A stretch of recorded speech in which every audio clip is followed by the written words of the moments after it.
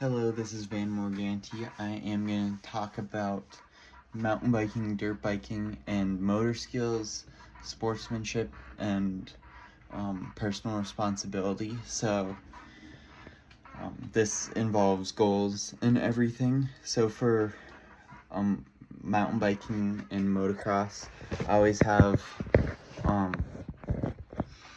the goal of not crashing, because some days it can be really hard. Some days it can be like you won't go a day without crashing or tipping your bike over, which is really good. And the more I progress, the easier this becomes. So I'm going to start off with mountain biking. For a major goal, like a big goal, is doing a quicker lap time, and that involves building strength and being able to make it up the hills faster and having better control going down the hills and trails, and getting stronger breathing and more cardio. And then for courtesies and personal responsibilities and sportsmanship, this often, especially for mountain biking, this can go from dirt biking too, but it is letting faster people go by and then helping somebody if their bike breaks, or if they fall off the trail. It's just, and then also not littering the trails or doing stuff on the trails that ruin it, like riding in really muddy conditions, because that will ruin the trail and make it harder to maintain for a long time. So there is courtesy into mountain biking, and then always just being kind. And then and then I'll show you some of my trails I've tracked mountain biking and show you how I've progressed mountain biking.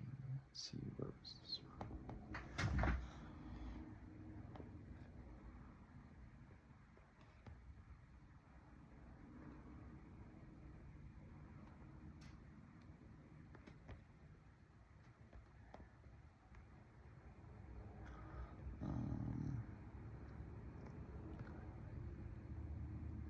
Alright.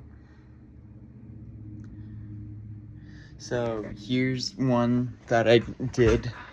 Here's earlier one. So I went 3.7 miles. Here's the track. I've done less miles, and then in about basically 2 hours.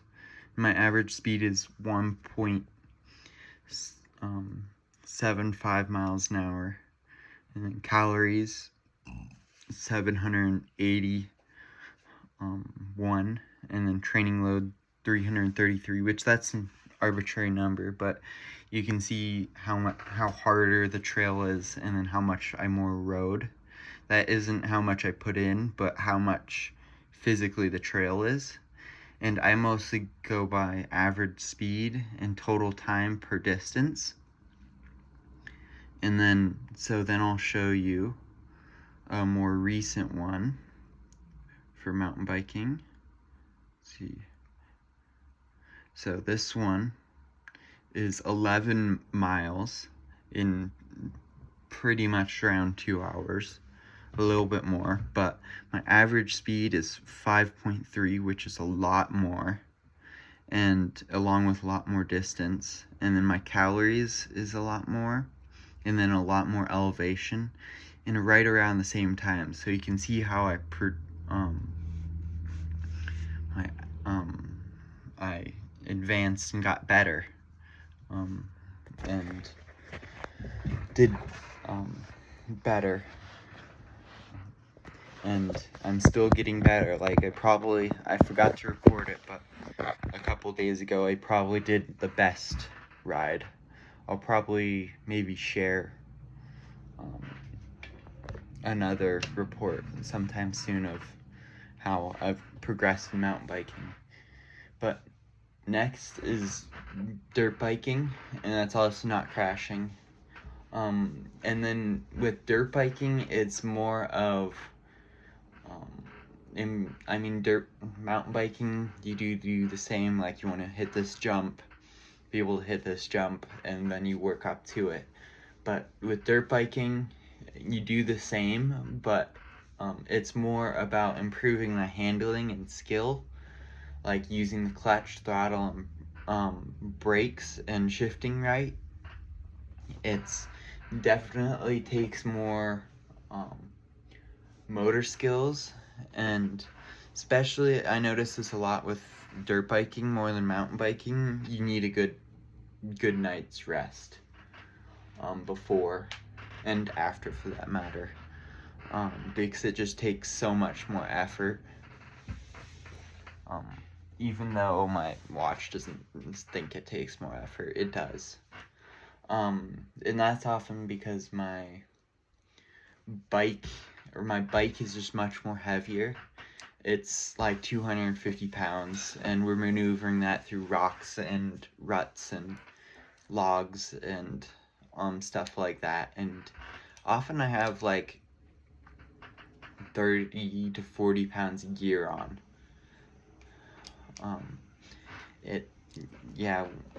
It takes a lot of strength and effort, and I've been slowly progressing. And then with dirt biking, there also is lots of courtesy for, like, if somebody else is coming down the trail, you slow down and then you go by them slowly and respectfully, or if somebody's like walking or hiking, you do the same. And then with horses, actually you stop and turn off your engines and let them go by, because it will spook the horses. So there's a lot of courtesy that you need to know, and you do to, and not like destroying the trails or whatever. That is a big thing in dirt biking. And then also helping if somebody falls off the trail, which is kind of common in dirt biking. You'll see spots where the trail gets a little washed out and really skinny, and you'll see a big bare patch of just dirt where people have fell down it, and it's definitely a very interesting thing. But there's definitely a lot of motor skills it takes to and personal responsibility and sportsmanship to being riding dirt bikes and mountain biking. And there's and especially if you go to racing, there is a lot of personal responsibility and sportsmanship that you need to do. But that is what I have, and here I'll show you a quick mountain biking or dirt biking ride. Let's see, which one should I do? This one? Oh no, I'll do my most recent. So this one, like, we have an average speed of 6. This was a calm ride. Like, we only went 30 miles. We've went 70, 80 miles, or close to 80 miles. We probably have hit 80 miles in the past. But 2,000 calories training load doesn't mean anything. Average speed, like, we went and had lunch. But dirt biking does take a lot more energy, especially if we go winter dirt biking, which is snow biking, and our bikes weigh closer to 300 pounds to pick up, so it definitely takes a lot more strength, and that's what I have. It's definitely important to know about these things and make goals. So that's what I have, and have a good day. Bye.